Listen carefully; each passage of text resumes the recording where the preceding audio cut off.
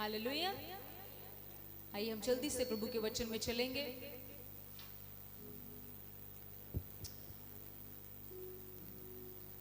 Thank you Jesus. आइए एक वचन पढ़े मेरे साथ। मती की इंजील, बुक ऑफ मैथ्यू, मती की इंजील उसका 7वां अध्याय उसकी 13वीं बाब पढ़ दीजिए। मती की इंजील 7वां अध्याय उसकी 13वीं बाब में क्या लिखा है? 13-14 दोनों धीरे धीरे पढ़ेंगे। सकेत फाटक से प्रवेश करो, क्योंकि चौड़ा है वह फाटक और सरल है वह मार्ग जो विनाश को पहुंचाता है, और बहुत से हैं जो उससे प्रवेश करते हैं। क्योंकि सकेत है वह फाटक और कठिन है वह मार्ग जो जीवन को पहुंचाता है, और थोड़े हैं जो उसे पाते हैं। हालेलुया। हालेलुया। आप सबने प्रभु के वचन को पढ़ा और सुना है कि प्रभु के वचन में क्या लिखा है। यहाँ पर 2 रास्तों की बात की गई है। एक रास्ते की बात है सकेत, जिसको हम इंग्लिश में बोलते हैं टाइट रास्ता, और एक बताया गया चौड़ा, जिसे हम बोलते हैं खुला हुआ रास्ता, ओपन वे। 2 रास्तों की बात की गई है। किसी ने इस तरह कहा है कि your decision will decide your destiny. आपका निर्णय जो आज आप लेते हैं वो ये तय करता है कि आप फ्यूचर में क्या होंगे। समझ रहे हो? जो आप आज फैसला लेते हो, जो डिसीजन हम आज लेते हैं, जो फैसला हम आज लेते हैं, ये फैसला तय करता है कि हम फ्यूचर में क्या होंगे। अगर एक व्यक्ति आज मेहनत नहीं कर रहा, किसी भी काम में लगा लो, चाहे आप अपने बिजनेस में लगा लो या किसी भी चीज में लगा लो, अगर हम मेहनत नहीं कर रहे तो हमारा फ्यूचर अच्छा नहीं होने वाला, हम सफल नहीं हो सकते। सफल होने के लिए हमें मेहनत करनी जरूरी है। आज जो हम फैसला लेंगे यही बताएगा कि हम कल कहां पर होंगे। कई बार कुछ लोग ये सोचते हैं कि अगर उन्होंने यीशु मसीह को ग्रहण कर लिया तो वो स्वर्ग में पहुंच जाएंगे। कई लोगों की ये सोच है। यहां पर आने से पहले हम लोगों ने आप लोगों के लिए यही दुआ की है कि प्रभु हमें भीड़े नहीं चाहिए, हमें ऐसे लोग दे जो तेरे वचन को प्रेम करने वाले हों। क्योंकि मैं आपको सच कहती हूं, चमत्कार पाने वाले लोग कभी स्थिर नहीं हो सकते, क्योंकि जब उनको चमत्कार नहीं मिलता शैतान के शिकंजे में आ जाते हैं। वो शैतान उनको पकड़ लेता है, उनको बोलता है तेरा हल नहीं हो रहा तो इधर इस रास्ते पे चल, उस रास्ते पे चल, और एक बार अगर आप शैतान के शिकंजे में आ गए तो आपका विनाश शुरू हो गया। पर हमारी ये प्रार्थना है कि प्रभु हमें जितने भी लोग आपने दिए हैं ये आपके वचन से प्रेम करने वाले हों, क्योंकि ये बड़ी बड़ी सच्चाई है कि जो व्यक्ति प्रभु के वचन से प्रेम करेगा उसके जीवन में चाहे जितने मर्जी तूफान आ जाएं, जितने मर्जी बुरे हालात आ जाएं, उसका घर कभी नहीं गिरेगा। अपने लिए रोज ये प्रार्थना किया करो, प्रभु मुझे चमत्कार नहीं चाहिए, मुझे तेरे वचन में बढ़ना है। ये मत बोला करो प्रभु मुझे ये दे वो दे, ये तो कभी भी नहीं खत्म होने वाला। कभी भी मांगना इंसान का खत्म नहीं होता। वो एक चीज मांगता है उसकी दूसरी डिमांड शुरू हो जाती है। सही है ना? जिनके पास घर आ गया उनको गाड़ी चाहिए, जिनके पास गाड़ी आ गई उनको 2 गाड़ियां चाहिए, जिनके पास 2 गाड़ियां आ गई अब उनको कहीं और फ्लैट चाहिए। ये रुकता नहीं है सिलसिला। इसीलिए प्रभु से क्या मांगना है? प्रभु से मांगना है कि प्रभु मुझे अपने वचन से प्रेम करने वाला बना। मैं सच कह रही हूं, प्लीज कलीसिया पर ध्यान दीजिए। अगर आप सिर्फ चमत्कारों को ढूंढेंगे, मेरे जीवन में मिरेकल हो जाए, ये मिरेकल हो जाए, तो मैं आपको सच कहती हूं आप स्वर्ग नहीं जा पाओगे, क्योंकि चमत्कार पाने वाला इंसान स्वर्ग को कभी जान ही नहीं पाया। उसके लिए स्वर्ग कुछ मायने नहीं रखता। मैं ये नहीं कह रही कि चमत्कार जरूरी नहीं है, जरूरी है, लेकिन जो व्यक्ति इसमें जड़ पकड़ गया उसके जीवन में हमेशा चमत्कार होता रहेगा। हम गलत चलते हैं, हमें बाइबल की स्ट्रेटजी अपनानी है, हमें बाइबल का रूल अपनाना है। बाइबल का रूल पता है क्या है? हम अपना रूल चलाते हैं। पता क्या हमारा रूल ये है? हम कहते हैं मुझे पहले चमत्कार चाहिए फिर प्रभु, पर बाइबल कहती है पहले प्रभु, पहले धर्म और उसके राज्य की खोज, फिर दुनिया की सारी चीजें तुझे मिलेंगी। पर हम कहते हैं मुझे पहले दुनिया की सारी चीजें फिर प्रभु देखेंगे। राइट? हम ऐसे चाहते हैं। हम चाहते हैं मुझे पहले मेरा काम हो, हम चाहते हैं पहले मुझे चंगाई मिले, हम चाहते हैं पहले मेरा घर बने, हम चाहते हैं पहले ऐसा हो वैसा हो। लेकिन परमेश्वर का वचन क्या चाहता है? इसीलिए तो प्रियजनों, जब थोड़ा सा तूफान उठता है हम गिर जाते हैं। थोड़ी सी प्रॉब्लम आई और किसी ने बोला इसको छोड़ उधर चल, और हम उसके पीछे चले जाते हैं। थोड़ी सी मुश्किल आई, क्यों हम इतनी थोड़ी सी मुश्किल से घबरा जाते हैं? पता है क्यों? क्योंकि आपने अपना घर जो है उसकी चट्टान प्रभु का वचन नहीं रखा। पढ़ा है प्रभु का वचन में लिखा है जिसने बुद्धिमान व्यक्ति वो है जिसने अपना घर चट्टान पर बनाया। तो चट्टान है क्या? प्रभु का वचन। मुझे एक बात आपसे सुननी है, आप में से कितने ऐसे लोग हैं जो प्रभु को ये विश्वास दिलाते हैं? मैंने आपको बोला था प्रभु को विश्वास दिलाया करो। जो प्रभु को ये विश्वास दिलाते हैं कि प्रभु मुझे चमत्कार सेकंड नंबर पे चाहिए, पहले मुझे तेरा वचन चाहिए। आई नीड योर वर्ड, क्योंकि वचन में जीवन है। जिसको वचन मिल गया उसको जीवन मिल गया, और जीवन अर्थात स्वयं यीशु मसीह। हालेलुया। समझ रहे हैं आप? वचन के अंदर बड़ी सामर्थ है। और अब देखोगे आज मजबूत वही कलीसिया ठहरेगी, वही व्यक्ति चर्च में मजबूत ठहरेगा जिसका जीवन परमेश्वर के वचन में है। क्या उसको मुश्किलें नहीं आती? उसको भी आती हैं, लेकिन वो क्यों नहीं हिल रहा? वो क्यों इधर उधर नहीं भाग रहा? उसको पता है कि जिस परमेश्वर के वचन में मैंने जड़ पकड़ी है ये मुझे गिरने नहीं देगा। उसको पता है इस वचन में इतनी सामर्थ है। तूफान आ सकते हैं, आंधी आ सकती है, लहरें आएंगी, पर ये सब मुझे गिरने नहीं देंगी, क्योंकि मेरी जो नींव है वो परमेश्वर के वचन में है। Amen. And you know what is the word? क्या है परमेश्वर का वचन? यीशु मसीह। कितनों का रिश्ता यीशु मसीह के साथ मजबूत है। हमें सिर्फ मिरेकल चाहिए। I need miracle. मुझे सिर्फ चमत्कार चाहिए। मुझे सिर्फ अच्छा, अगर चमत्कार नहीं होगा तो क्या करोगे? यीशु मसीह को छोड़ देंगे। तुम उसको क्या छोड़ोगे? हमारी इतनी औकात नहीं कि हम उसको छोड़ें। ये तो वो है, उसका अनुग्रह कि उसने हमें पकड़ा है। आज मैंने बहुत सारे लोगों को, मैं पिछले दिनों में मिली, वो बड़े घमंड से कहते हैं हमने यीशु मसीह को छोड़ दिया। पर मैं आज ये बताना चाहती हूँ सब लोगों को, कभी बस बात पे घमंड मत किया करें कि हमने यीशु मसीह को छोड़ दिया। हम थे क्या जो उसको पकड़ते? ये तो उसका अनुग्रह था, ये तो उसका फजल है कि उसने मुझे और आपको उस दलदल में पकड़ा जिस दलदल में हम धंसे हुए थे। ये तो उसका अनुग्रह है। हालेलुया। ये तो उसका अनुग्रह है। आमेन।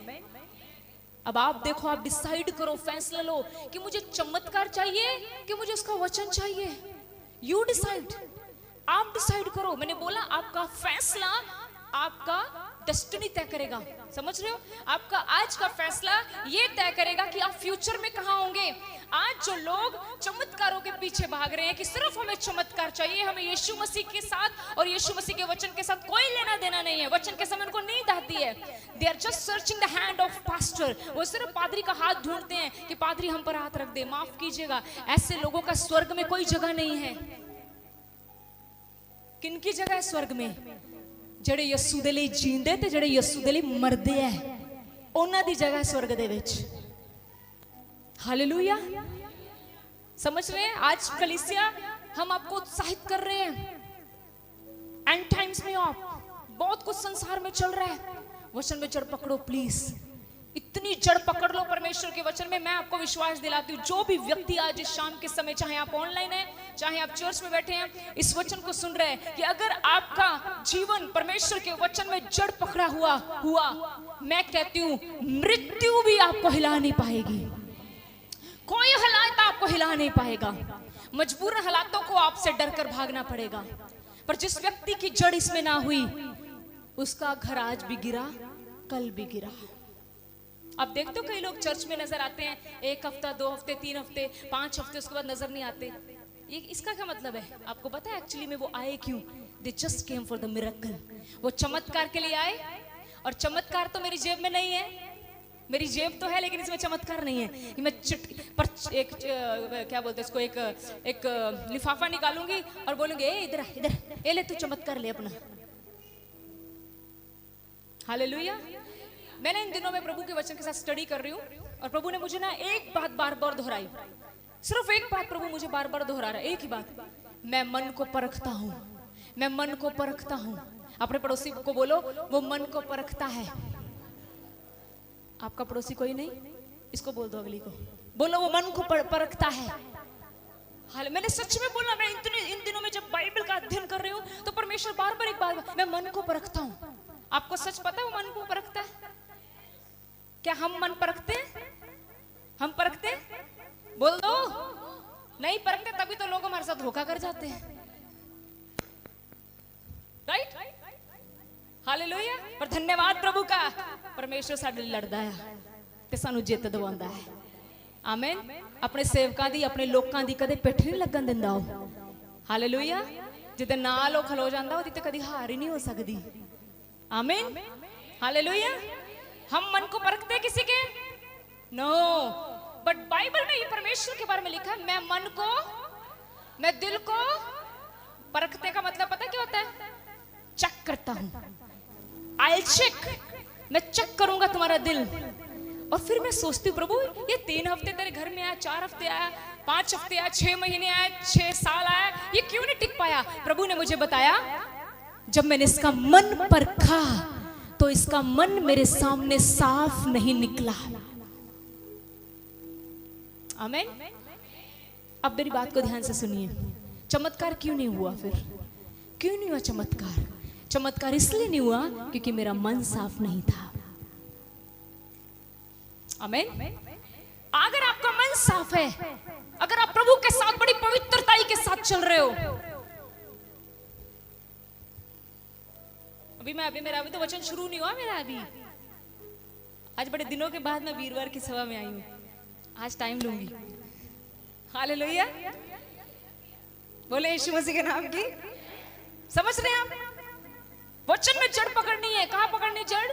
संसार में नहीं पकड़नी जड़, वचन में पकड़नी है। आमीन।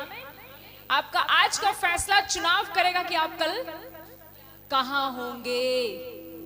आपका आज का फैसला, अगर आपका फैसला आज ये है, मैनू सिर्फ चमत्कार चाहिए, भावें मैनू पादरी दे छत ते जाके बहना पवे, ते पुत जी तुसी सिर्फ छत ते बह सकते हैं, स्वर्ग नहीं जा सकते। बट अगर आपका फैसला ये है कि मुझे प्रभु के वचन के अनुसार चलना है, चाहे कुछ भी हो जाए, मुझसे लिखवा के ले लो, आपकी एंट्री स्वर्ग में पहले नंबर पे होगी ऐसे व्यक्ति की। इसीलिए प्रभु ने कहा 2 रास्ते। कितने रास्ते? 3 रास्ते बोले।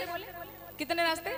संसार तक कहते बड़े राह ने, पर बाइबल दे विच राह इक्को ही आ, यीशु मसीह स्वर्ग जान दे लई। पर प्रभु कहता है फैसला लेने के लिए 2 रास्ते हैं। फैसले लेने के लिए कितने रास्ते हैं? सब बोलो कितने रास्ते हैं? एक रास्ता है टाइट, एक रास्ता है खुला। सारे बोलो एक रास्ता है, एक रास्ता है। सब बताओ कितने रास्ते हैं? 2। फैसला लेने के लिए 2 रास्ते हैं, एक रास्ता है टाइट, एक रास्ता है खुला। अब मुझे बताओ, आप और मैं किस रास्ते से जाना पसंद करेंगे? अगर हम संसारिक बात करें तो खुले रास्ते से, खुले रास्ते से हम लोग निकलने की कोशिश करेंगे, क्योंकि खुला सबको पसंद है, राइट? एक ट्रेन है, 2 ट्रेनें लगी हुई हैं, दोनों ट्रेनें शताब्दी की हैं, और आपको दोनों ट्रेनों में टिकट नहीं देनी। एक ट्रेन में बहुत भीड़ है, एक ट्रेन में खुली खुली सीट है। टू बी ऑनेस्ट, बताओ किधर जाओगे? हाँ, प्रभु दे वचन से ईमानदार रहा करो। फिर किधर जाओगे? आप कहोगे इधर भीड़ बहुत है, इधर चलते, इधर खाली है, हमें कौन सा इधर भी किराया देना है। संसार जो है वो पूरी कोशिश करता है कि मुझे चौड़े रास्ते से निकलना पड़े, पर परमेश्वर ने एक बात बताई है अपनी बाइबल में कि जो 2 रास्ते, एक है टाइट, सब बोलो कौन सा रास्ता है? एक है चौड़ा। परमेश्वर का वचन क्या कहता है? जो टाइट रास्ता है उसके बारे में खुदावंद मुकद्दस कलाम कहता है, जो टाइट रास्ता है, बाइबल कहती है, नहीं सॉरी, मैं पहले खुले रास्ते के बारे में बताती हूँ। कहते जो रास्ता खुला है वह आसान है, वो बहुत क्या है? अच्छा मुझे बात बताओ, आपको आसान चाहिए कि मुश्किल? देखे चाहिए ना आसानी से। सिस्टर जी मुझे बरकत आसानी से मिल जाए। अगर आज खुदाबंद आपको बोले, और ये बोल खुदाबंद ही रहा है, मैंने हमेशा आपको कहा है वो अपने वायदों का, जो उसने अपनी बाइबल में कह दिया वो पलटेगा, पलटेगा वो तो आपकी और मेरी बात पलट सकता है। आपकी और मेरी बात वो शायद ना माने, लेकिन अपनी बात वो जरूर मानता है। उस प्रभु ने कहा जहां 2 या 3 मेरे नाम से पूरा करो वहां पर मैं, इट मीन्स वो यहाँ मौजूद है। वो संडे को भी मौजूद नहीं होता, वो थर्सडे को भी मौजूद होता है। आमीन, हालेलुया। यहाँ पर रोज सुबह प्रेयर होती है, वो तब भी मौजूद होता है। आमीन, हालेलुया। तो प्रभु यहाँ पर मौजूद है। प्रभु यहाँ पर लिखा, परमेश्वर के कलाम में लिखा है, जो रास्ता चौड़ा है वो बड़ा आसान रास्ता है, सरल है, आसान है। और फिर एक बात लिखा लेकिन वो रास्ता मनुष्य को विनाश की ओर ले जाता है। कहां ले जाता है बोलो? विनाश की ओर ले जाता है। और लिखा है बहुत से हैं जो उसमें प्रवेश करते हैं। कितने? सारे बोलो, कितने बोला है? बहुत ज्यादा लोग हैं जो कौन से रास्ते से जाना पसंद कर रहे हैं। और ये बात दुनियावी लोगों की नहीं हो रही, ये बात मैं क्रिश्चियन लोगों की कर रही हूँ, मसीह लोगों की बात कर रही हूँ। आज मसीह लोग भी कंफर्ट में आ गए हैं। आज मसीह व्यक्ति कहता है सारा पादरी बोझ उठाए, मेरा सारा बोझ मेरा पादरी उठाए। पादरी का कौन उठाए? हाँ, सारी बंदूक पादरी के सिर पे, बॉम्ब पादरी के सिर से फोड़ते हैं। खुद कुछ नहीं करना, no prayer, no word of God. तो मैं आपको सच बताऊं, पादरी घुटनों पर बैठा है, उसके घर के चारों तरफ खुदावंद के दूत खड़े हैं। पर अगर आप खुद कुछ नहीं कर रहे तो आप खतरे में हैं। टीचर अपने बच्चे को सिखा सकता है कि 12 का पहाड़ा कैसे लिखते हैं, लेकिन एग्जाम में जाकर टीचर लिख नहीं सकता। आपका गुरु, आपका आत्मिक गुरु आपको सिखा सकता है युद्ध कैसे जीता जा सकता है, लेकिन युद्ध आपको खुद लड़ना है। Right, hallelujah. और बहुत सारे लोग हैं, क्रिश्चियन की बात कर रही हूं मैं, जो चौड़े रास्ते से जाना चाहते हैं। वो चाहते हैं मुझे आसान सा बताओ। आसान तो ये है, आप इधर चले जाओ, उधर जाके ऐसे करवा लो, काम हो जाएगा। कुछ नहीं होगा। शायद तुम्हारा काम हो जाए, लेकिन तुम्हारा अंत में जो जीवन है वो विनाश में चला जाएगा। आज अपने जीवन के बारे में सोचो, जीवन के बारे में। इसको बचाना है, इसको बचाना, अपनी आत्मा को बचाना है। और बहुत सारे लोग किस रास्ते से जाना पसंद कर रहे हैं? चौड़े। और दूसरा रास्ता कौन सा है? टाइट। अब टाइट रास्ते से बाइबल कहती है, टाइट रास्ते के बारे में क्या लिखा है? सकेत रास्ते से बाइबल कहती है, पहली लाइन लिखा है सकेत रास्ते से प्रवेश करो। पहली बात बाइबल कह रही है सकेत। कौन से रास्ते से जाओ? प्रभु ने कहा यहाँ पर खुले रास्ते से जाओ। कहा प्रभु ने कौन से रास्ते से जाने के लिए कहा है? बोलो टाइट। तुम्हें सकेत समझ नहीं आएगा, बोलो टाइट। कौन से रास्ते से? पर हम किधर से जाते हैं? महीने च एक बारी चल जाएंगे चर्च, कुछ नहीं होता ना भी गए चर्च ते। वो तो तू आज कहना कुछ नहीं होता, कुछ नहीं होता। जिस दिन बहुत कुछ हो गया उस दिन बहुत कुछ हो जाना है। कुछ नहीं होता, कुछ नहीं होता। अगले हफ्ते कुछ नहीं होता। जिंदे चल शादी में जाना है, कुछ नहीं होता। ब्रदर चल शादी, कुछ नहीं होता है। भाई पढ़कर देखो परमेश्वर का वचन, बहुत कुछ होता है। उसको पीछे रखने से, बोलो, बहुत कुछ होता है। खुदावंद को आगे रखने से भी बहुत कुछ होता है, खुदावंद को पीछे रखने से भी बहुत कुछ होता है। खुदावंद को आगे रखने से फायदा होता है, खुदावंद को पीछे रखने से नुकसान होता है। पर फिर भी हम खुदावंद को पीछे रखते हैं और कहते प्रभु मेरा फायदा कर दे, फायदा कर दे, फायदा कर दे। आमीन। यहां पर लिखा टाइट रास्ता है। क्या लिखा? टाइट रास्ता, सॉरी सकेत रास्ता है। टाइट रास्ता लिखा। प्रभु ने कहा टाइट रास्ते से एंट्री लो, टाइट रास्ते से जाओ। लिखा है उसके बारे में, टाइट रास्ते के बारे में लिखा है। कहते हैं ये रास्ता कठिन है। ये रास्ता क्या है? पर ये रास्ता तुम्हें जिंदगी दे देगा। ये रास्ता तुम्हें क्या दे देगा? और फिर आगे लिखा है, आगे लिखा है थोड़े हैं जो इस रास्ते से जाते हैं। कितने हैं?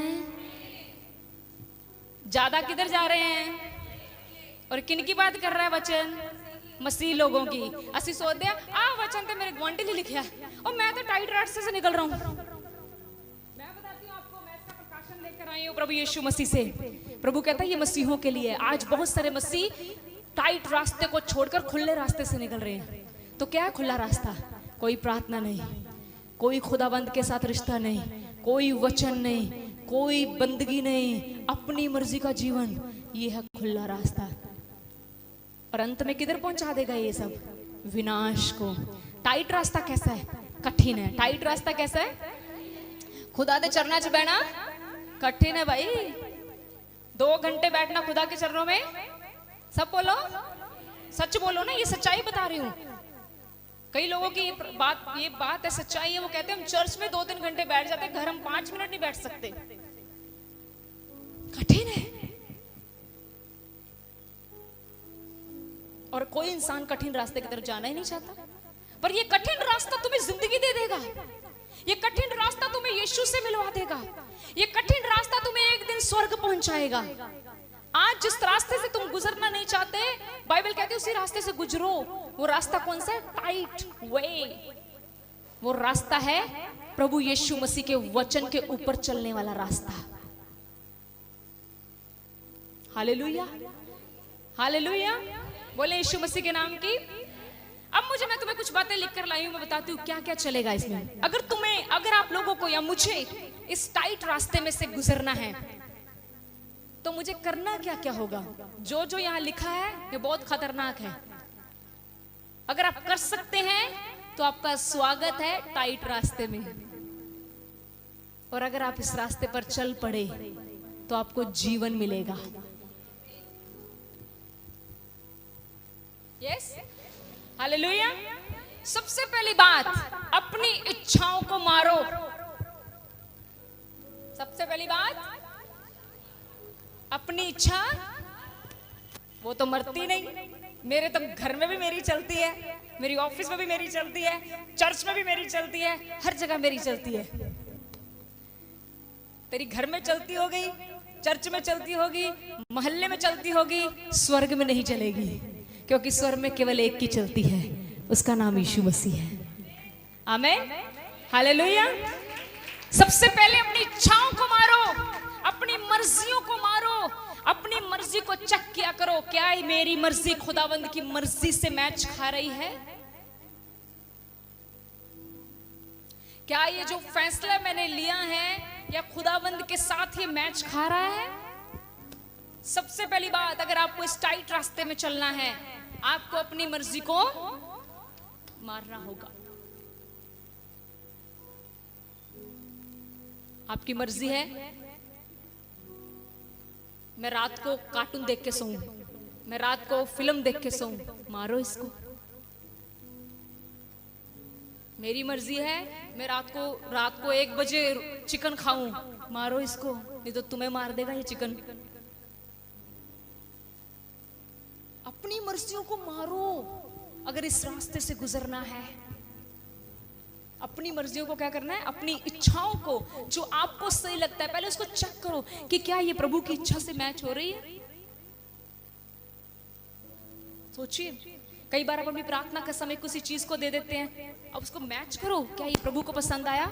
मुझसे लिख कर ले लीजिए, प्रभु को बिल्कुल पसंद नहीं आया। आप प्रभु का समय किसी और को दे, he is a jealous God, you know that.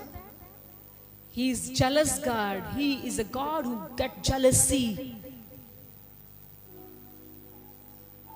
वो कभी शेयर नहीं कर सकता कि आप उसकी जगह किसी और को दो। नो, कभी नहीं वो पसंद करता कि आप उसकी जगह किसी को दो। सबसे पहली बात, अपनी इच्छाओं को मारना। दूसरी बात, पवित्रताई में रहना। इस टाइट रास्ते पे जाने के लिए मुझे किस तरह जीना पड़ेगा? पवित्रताई में। मेरी सोच पवित्र होनी चाहिए, मेरी जुबान, मेरी बॉडी, मेरी पूरा शरीर पवित्र होना चाहिए। माफ कीजिएगा, अगर आप किसी भी तरह की अपवित्रताई में हैं, किसी भी तरह की, सॉरी टू से, यू कांट गो। वो आपको नहीं लेकर जाएगा, क्योंकि मैं झूठ प्रचार नहीं कर सकती। उसने कहा पवित्र बनो जैसे मैं पवित्र हूं। पवित्रताई में जीवन जीना पड़ेगा। कब तक? जब तक आपकी जिंदगी नहीं जाती, जान देने तक पवित्रताई में रहना पड़ेगा। किसी भी तरह की अपवित्रताई नहीं चलेगी। अगली बात, आज्ञाकारिता। मेरे जीवन में आज्ञाकारिता होनी चाहिए, चाहे मुझे वो करना पसंद है। किसके प्रति आज्ञाकारिता? परमेश्वर के वचन के प्रति। चाहे वो मुझे करना पसंद है, चाहे वो मुझे करना पसंद नहीं है, मुझे आज्ञाकार रहना है। लास्ट एंड फाइनल, कभी भी समझौता मत करें। प्रभु की हजूरी के साथ कभी भी समझौता, इसको समझते हो आप समझौता करना? सिस्टर जी हेलो, संडे चर्च नहीं आए, वो मैं शादी में चली गई। आपने समझौता किया है। हम कौन है? आपके पास्टर, हमारे भी बड़े रिश्तेदार हैं। आज तक कम से कम 2015 से सेव का स्टार्ट, आज कितने साल हो गए? 10 साल। हमें कभी कोई शादी संडे को नहीं आई। क्या बात, खुदा ने होने ही नहीं दी कोई शादी संडे को। नहीं तो सिखों में सारी शादियां संडे होती हैं। मैं आपको एक बात बताऊं, आप जब प्रभु से मांगोगे ना तो प्रभु आपको देगा भी। उसको दिखाओ कि खुदावंद मैं देख तेरे से कितना प्यार करती हूं, मैं तेरे कामों के लिए, तेरी हजूरी के लिए कभी समझौता नहीं करूंगी।